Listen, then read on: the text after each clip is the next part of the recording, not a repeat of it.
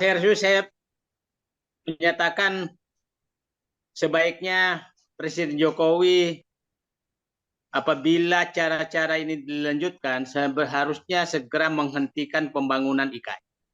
Kenapa? PP 23 2023 yang dikeluarkan oleh ditandatangani Pak Jokowi atas amanat Undang-Undang Ibu Kota Negara itu menurut saya sudah akan melahirkan kota yang sumber pembangunannya dari uang haram. Jadi dalam PP tersebut sudah disampaikan bahwa investor yang mau investasi di ibu kota negara itu tidak perlu menunjukkan status pajak. Nah, itu yang terbaru.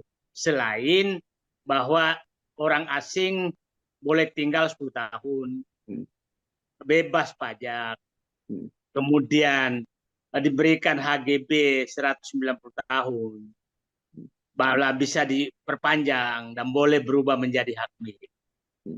Berarti betul-betul ini sudah negara dalam negara. Anda bisa bayangkan apa yang terjadi, investor-investor uang haram akan masuk, dan dipastikan kalau orang asing bisa tinggal 10 tahun, maka mungkin saja pemilik judi besar, bandar narkoba, kemudian tokoh-tokoh penyelundupan, tokoh korupsi, dalam dan luar negeri akan berkumpul di ibu kota negara. Karena sebelumnya memiliki tanah 190 tahun, bebas pajak dan lain-lain. Itu coba bisa bayangkan apa yang terjadi, maka itu sudah kota adalah negara dalam negara. Bebas merdeka dan isinya orang-orang yang pelaku-pelaku, mohon maaf aja, pelaku kejahatan. Kenapa saya katakan pelaku kejahatan? Mungkin juga jadi dengan mengundang tanpa perlu menentukan status pajaknya, artinya sama dengan Presiden Jokowi mengumumkan bahwa hai orang-orang yang menyembunyikan uangnya karena takut ketahuan sumbernya, maka datanglah investasi di ibu kota negara. Biasanya uang-uang yang tidak diungkap itu adalah uang-uang dari sumber yang bersumber dari kegiatan ilegal. Kegiatan ilegal di seluruh ini adalah judi, narkoba, kemudian bisa juga narkoba, kemudian prostitusi, kemudian korupsi, kemudian penyelundupan. Itulah uang-uang yang tidak membayar pajak dan tidak diketahui, yang dia dikatakan uang haram.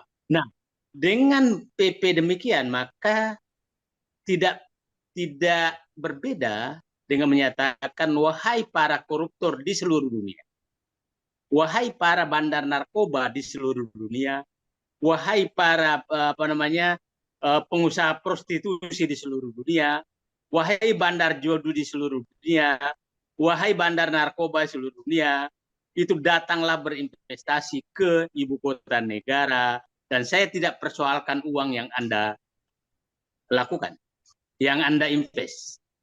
Nah, dengan ditambahkan data, kalau Anda datang ke ibu kota negara, maka orang asing pindah boleh tinggal 10 tahun, maka dia membawa uang yang saya katakan tadi, uang haram tadi, ke ibu kota negara, tinggal di ibu kota negara, dan memiliki HGU 190 tahun, dan bebas pajak.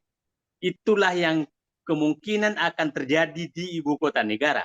Jadi teman-teman yang ada di Kalimantan jangan berharap akan mendapat sesuatu, karena yang datang adalah orang asing atau orang dalam negeri, bekas koruptor, bekas bandar narkoba, bekas penyelundupan, untuk investasi dan tinggal di sana bersama orang asing yang tinggal 10 tahun dan memiliki lahan, memiliki hak HGU dan hak milik 190 tahun.